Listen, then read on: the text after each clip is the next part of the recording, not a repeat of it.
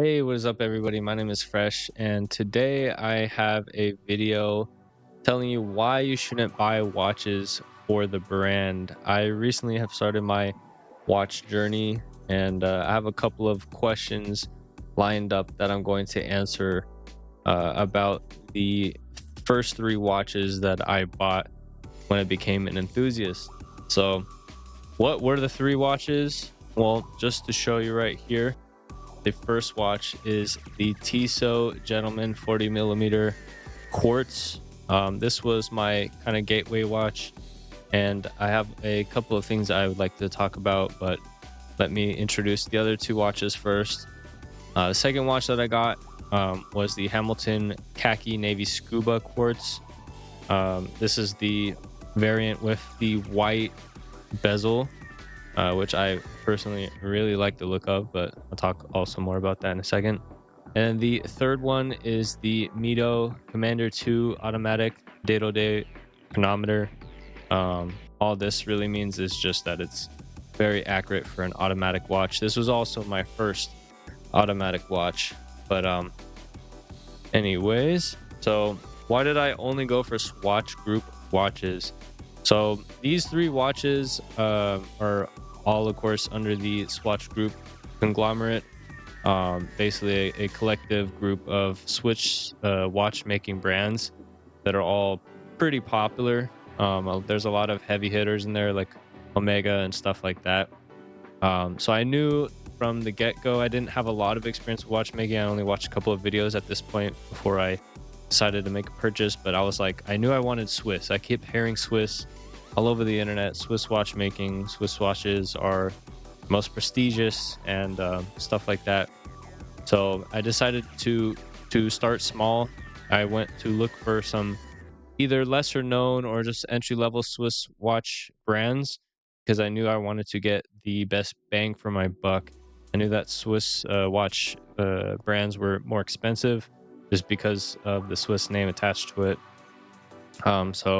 And then I already kind of had an idea of the difference between quartz and automatic. At the time, I personally really didn't care either or. I understood that the automatics look smoother on the surface level, but there's different things attached to that, like winding it, etc. So I really didn't care whether it was quartz or automatic. I just wanted a nice Swiss brand, and that's why I kind of lean towards the Tissot Gentleman here as my first watch. It looked really nice, date just homage, reliable brand, very well built, and I really like how thin it was also, that it was quartz. But actually, before I continue on, I just want to answer this question. Did I limit my options by only looking for Swatch brands on a tight budget?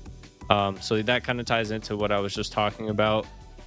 Yes, I kind of did, because at a budget range, Swiss watches are usually just going to be quartz. You're not going to find automatics, again, which is a personal preference, but the more you get into watch collecting, you definitely do want to consider automatics as an option. So in the Swiss watch world, there's not a lot of highly affordable automatic watches. I honestly, for the average working class person, the automatics are generally going to be kind of like a mid-range budget versus like an entry-level one. So you're kind of limited to quartz for the most part, but you might find a deal here and there. I got really lucky with this Mido automatic. Only a 40-hour power reserve. If you don't know what that means, it's just since it's a mechanical watch, it has to have a power reserve to keep ticking, and this one, after 40 hours, it will stop. But it is highly accurate with the chronometer. I kind of wore this as my everyday wear, so I didn't notice the power reserve too much, but that's one of the considerations you do take when you go from quartz to automatic. But yeah, to answer the question, yes, I kind of did limit my options here, because the only automatic watch I had with my first rewatch collection was a Mido, a lot older Mido too. This is from Joma's shop, but I bought it off of eBay. But you can't even find this model in particular on Mido's website. They only have an updated version of this model. So Yeah, definitely don't limit yourself just to Swiss or Swatch brand watches. That's something that I kind of learned, but I will say this kind of ties into the next question. What did I dislike about these watches? So I want to start with the good. And all three of these watches, really great build quality. I could tell that these were all super premium pieces. Granted, these two guys were quartz, obviously, and even this guy here had lacking features. Like there's no date, which is a Hamilton signature thing because they have kind of like that field watch look on most of their designs. But this had no micro adjustment. For a diver watch, that is a huge con. So I guess what I'm trying to say is on some of the more budget range, they do kind of skimp out on certain features that you may or may, may miss basically. But yeah, so I really did like the build quality. I'm trying not to go into too much detail about these watches in particular because I do want to make a separate review of each one. But as a general overall scheme for the Swatch Group watches, we'll say build quality is really good across the board. I really didn't have any issues with these. I would say the Tissot looked the fanciest. The Hamilton was kind of more my rugged option, and it's just a brush bracelet on the Mido. I think they have different models than this guy, but I really like the indices on this one. It did look really clean for just a classic shape. These two guys, this one a little bit less because of the bezel. This guy was super thin, like really thin. I kind of liked it. I liked it because it made it a little bit lighter, and you still had that nice build quality. I don't believe they're like hollow links or anything like that. But it does have a really big face on the Gentleman here. So it's kind of like a trade-off. Like you have a flat watch, but it's also kind of really spread out.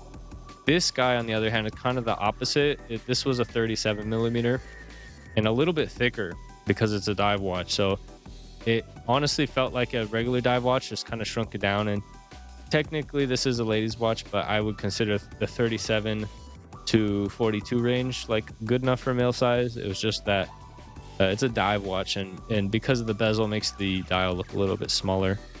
And then this guy was kind of perfectly sized. I think this was a 40 millimeter, but it wore kind of like a 38, 39 just because of the shape. And there's pretty much no bezel, which I really like about this Mido, but it definitely was a lot thicker than the other two because of the automatic movement inside. But yeah, so that's pretty sums up the likes and dislikes across the board. Personally, like I really like the sweep of the automatic, but I wouldn't say it's like a make or break in terms of how you use your watch, because at the end of the day, you don't have to wind these guys and they're really accurate for longer periods of time. I mean, this one had the chronometer, so I didn't have to worry about the accuracy. But yeah, in terms of loom, this one was pretty weak, I guess. This one was obviously good because it's a diver, and this one was just okay. Bigger loom indices, but they're not super bright. All right, so let me jump on to the next question.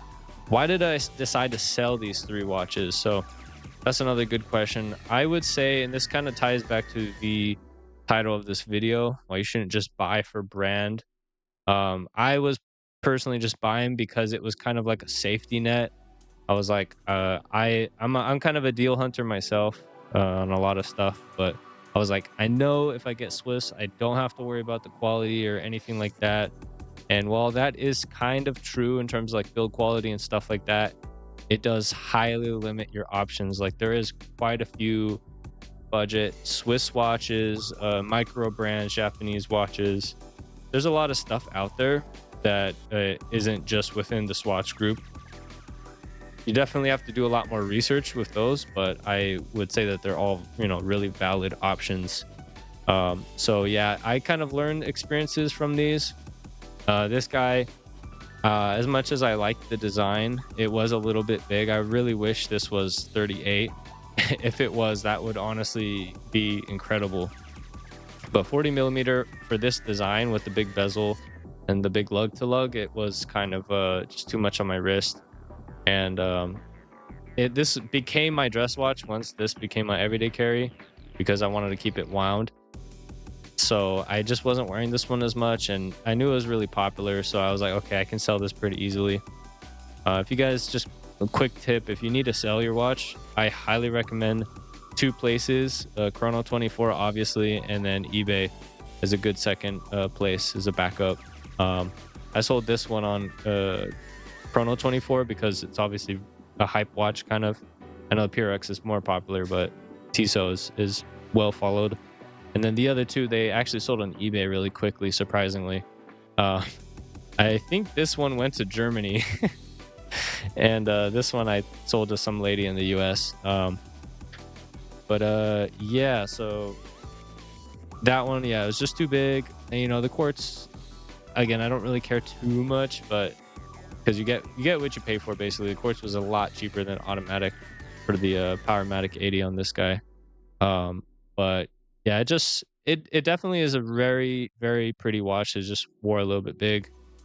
This guy, because of the no micro adjust, but this watch was either too like gripping me to the point where my hand would start like going numb, or it would be too loose to the point where it's just sliding up and down my wrist throughout the entire day, regardless if my wrist got warm or not. No half links either, which is a huge disappointment. So it's like always the smaller things you want to look into when you first buy your watch, not just the spec sheet. And then this guy, honestly, I really like, because there's not a whole lot of watches kind of with the way that it has a classic design language, but really cool dial. It's pretty standard sunburst for the color, but I just really like the way the hands and everything look. Kind of sad that they changed it. But after I sold the other two, I mean, this guy, it was kind of like, I just kind of already knew at that point that there was more automatics out there that I probably would enjoy wearing more. This one is just kind of like a safe, classic look. I definitely wanted something with a little bit more intrigue, especially with the bracelet and stuff like that. But definitely not a bad choice. Mido Commander, super underrated watch. But yeah, so that's the reason why I decided to sell those, kind of to start fresh. The next watch I actually got was a Longines Conquest, which is basically like a bigger brother to this watch here. And I got a steal on that one, so that was also another deciding factor. But and then the final question here, just to round it out, is what did I learn from these three watches? I kind of already went over that, I guess, but just to recap, I mean, you're definitely going to get the build quality with the Swiss watches. But if you're on a tight budget like I was when I started, you're definitely limiting your options to almost just Quartz watches or really old pre-owned watches. Definitely do not buy vintage if you're starting out. I've never bought vintage, and I don't plan to, just because I know like maintenance for those things is very tough. But jomashop.com, and yeah, just Chrono24, eBay. There's a lot of places where you can find nice watches. Yeah, I mean, definitely don't limit yourself is the main thing I learned. But other than that, I hope you guys enjoyed watching me rant about these three watches and my experiences with them. I hope you learned something for yourself if you're a new watch enthusiast or collector. If you're not, I hope I gave you some interesting info on the three that I picked out. But anyway, guys, thank you so much for watching, and I will see you in another video. Bye.